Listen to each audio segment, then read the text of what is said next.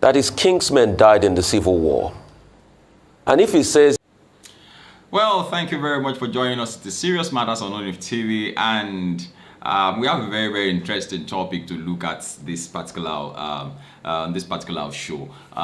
Thank you once again. My name is Olukunle Abraham, and very, very sensitive a matter that we will be looking at. I want us to listen to and watch this video by the Arise TV crew, where we have Rufia Oseni, Reuben, Abati, and Tundun, Abiola, where they responded or made comments with respect to Hope Uzodimma, Governor Hope Uzodimma's comment on Igbo Presidency coming to, the presidency coming to or going to the Igbos come 2023. He had said that Igbos should forget about the presidency 2023 election until they make peace with Nigeria. That is a very, very thick one. That's very, very heavy. A statement made by, somebody of the same extract. It's like standing against oneself. It's like speaking against oneself. Let's watch the video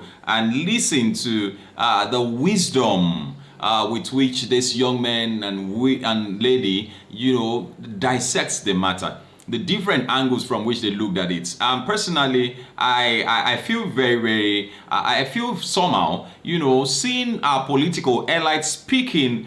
You can imagine a politician of his caliber, being tribalistic in his comments and in his statements. And just like you hear Rufai say that, he's going to, we are sure we're going to hear more of this when the campaign begins and all of that. That's deep down in these politicians, there is tribalism and all sorts. You cannot just fathom all that they are all about. Let's watch this video and then we'll come back to discuss the matter. The development, the Imo State governor, member of the APC, Senator Hope Uzodimma, has told the Igbos to forget the presidency in 2023, that they could only produce a president of their extraction whenever they found peace with Nigeria. Now let's talk about Tundun. I just find that statement from Governor Hope Uzodimma completely absurd. I'm sorry, it's hilarious. Why on earth would he say such a thing? I mean, it's well within his rights and perfectly in order as a member of the APC to campaign for the APC presidential candidate and the vice presidential candidate. That would be great. I feel that he should have stuck to that and just extolled the virtues of their candidate rather than telling a whole ethnic nationality to forget their aspirations to be president. Who on earth says such a thing? And it's no less scandalous because he himself is of the Igbo extraction. I think that's beside the point. When you make such a comment, what you are inviting is really sharp rebuttals, which I'm sure will come, and quite rightly too. Nobody has the right to say that, whether about Igbos, Yorubas, Tivs, name it. It's such an outrageous thing to say. I'm sorry, I just cannot believe he uttered such words. A person at that level of leadership really ought to know better. Rather focus on why Nigerians should elect your party. What Hope Uzodimma was saying, he says Igbos cannot be president in 2023, they should forget it. Well, that's unfortunate, considering the fact that there are Igbo candidates on the ballot. At least there are at least two that are prominent. There is Dumebi Kachuku, who seems to be having issues with some of his party members. There is Peter Obi, who is the most prominent Igbo man on the ballot. And what is the condition that Hope Uzodimma is giving? He says until Igbo land becomes terms, the war against the Igbos, they insist, has not ended because the civil war has not really ended in real terms. Now, the other thing he was saying is that until Igbo land makes peace with the rest of Nigeria. Okay, he didn't go into the details in that regard. So is it always do. They'll abuse each other. They'll run away from the issues. Because when you start to interrogate them on the issues, they'll cry foul that you're not being fair to them. Why? Because one, they don't know the issues. They're very clueless. Their ideas are jaded. And when their ideas are jaded, they don't bring anything forth to the table. So they put catchphrase and buzzwords. And when they put those buzzwords out to interrogate and drill to micro-granular details, they'll never give you answers. And all of these things I've said are true. If you think I'm lying, 28th of September, when we start to ask again, you will see their responses and you will not be surprised right here on Arise TV. Secondly, for the Igbo man that says an Igbo presidency is not tenable, we should also remind him that his kingsmen died in the Civil War. And if he says his kingsmen that died, where they don't teach history in school, we forget that the marginalization complained about in the Civil War is still the marginalization happening today. We forget that it has taken over 40 years to complete the second Niger Bridge. And these are the things the Igbo cry marginalization for. We forget that rail has been done in some other parts of the country, but no rail has been done in Igbo land. We forget that the Igbo, that it is righteousness that exalts a nation. And perhaps be careful with the things they say to their own people just because of political benefits. All right. Thank you very much. It is still serious matters. And if you listen very, very closely, you will agree with me that this one is a serious matter in the polity of Nigeria. And so the problem is deeper than we know. It's deeper than we know. People are still being tribalistic, and it is unfortunate that it's happening among the political elites. And so if we keep recycling this type of mindset, then we will continue to have the same result on development. Look at the instances that Rufai pointed to. It has taken about 40 years to build the second Niger Bridge. Very, very minute development going into that direction. You know, Uzodimma would probably not have made such a statement if not that he is privy to, or he has access to certain informations that are being discussed in the bigger circle of the politics of Nigeria.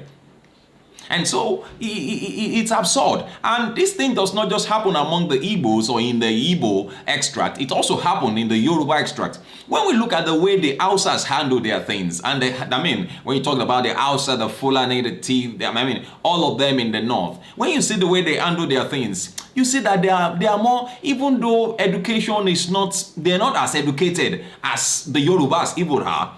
They are not business mongols like the Igbos are, and so on. But then they work for themselves. They support themselves. They agree with themselves. They don't eat up them. They don't shoot themselves in the leg. They don't shoot them. They don't backstab themselves. They don't backstab. Even if you do not support, even if you do not like a candidate, it doesn't mean that you should now use that candidate to categorize a whole tribe and say they should forget about it, you know, until they make peace with Nigeria. Well, let's wait and see. Let's wait and see. If Peter Obi wins the election of 2023, let's see what happens. If President Muhammadu Buhari will not, you know, just like the way we see him and we emphasize what he's going to do, he will hand over. From what I perceive, he will hand over. Because I see a man who wants to leave a lasting, a 9-minute lasting legacy, which of course has a way of eliminating or erasing, you know, whatever bad or dirty mindset anyone would have had about him. So I think that it is high time we detribalize our minds. We are all human. If we have agreed to be one nation, then one nation we should be. And stop saying that, look, we Yoruba, this one is outside. Yes, we speak different languages, but we should still deal with ourselves as one nation. So we should work together towards the development of our nation. Our nation, not my nation, not my country, our country. Our country. This tribalizing every matter, it won't work for us. It has never worked, and it will not work. It will not work. Look at what is happening in the east, the southeast. Unknown government, ESN, IPOB, everything. All because of this tribalism. It's all about tribalism. They feel that they are being marginalized. And it's expected of any sane human being to feel slighted.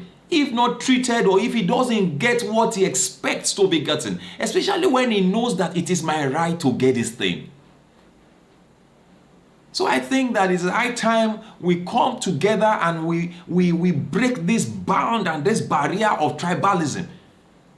And it is written that a house that stands against itself is going to be divided. Instead of coming on here to tell us all this, why don't you go and discuss that among yourself? Why don't you go and discuss that amongst yourself and not come and say that on national TV? It's absurd and unexpected of a political elite and a governor, for that matter, a sitting governor, to come out and say that Igbos should forget about presidency. And for crying out loud, who gives him the effrontery or the power to say Igbos should forget about presidency? If Obi wins, constitutionally, he's supposed to be handed over to. So, he has the right to contest. He's already contesting. He has supporters, more supporters than every other person. The majority are obedient and useful. And so what are we saying?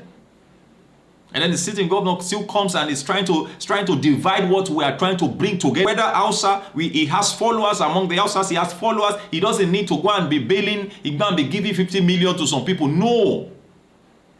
You can't buy love.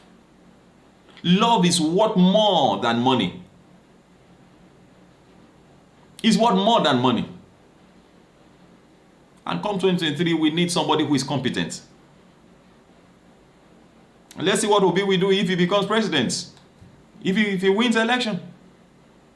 If he wins election, will Uzodimma go and meet the president and say, don't hand over to him? Why are we like this? Yoruba self go, they chop themselves. One man jera, one let's say, what is all this? Well, just break all this barrier and love ourselves and work together. And do it with all this, with this competition with nobody. Are we the only one on earth? Look at our nation. Look at a whole nation has suddenly almost become a zoo. Where people kill themselves. People, maim themselves. Some in the name of ritualism, some in the name of kidnapping. All sort of things happening. I know we can have a better Nigeria if we do the needful. And one of the things that we need to do is to detribalize leadership. Detribalize among followers. Detribalization. Nothing like no ethnic barrier. Oh, you are Igbo, you are no. I think the only way people should know is by your accent. That you are not Yoruba, that you are not Igbo, that I am not an Hausa man. Outside that, we are all bounded together, one. And I believe that with the way we are going, we're going to achieve that come 2023 and furthermore. And that will bring lots of development to us as a nation. Thank you very much for watching. This is Serious Matters on ONIF TV. Well, please do share our videos with others. Drop your comment. We are open to your opinions. Please do drop them. Make them simple and just simple. Thank you very, very much for watching. We appreciate you. Once again, my name is Reuben Abraham. These are just our opinions, and so please, they are, just the way we see things. And this is Serious Matters. Let's look at them together. Thank you very much. God bless you. Bye-bye.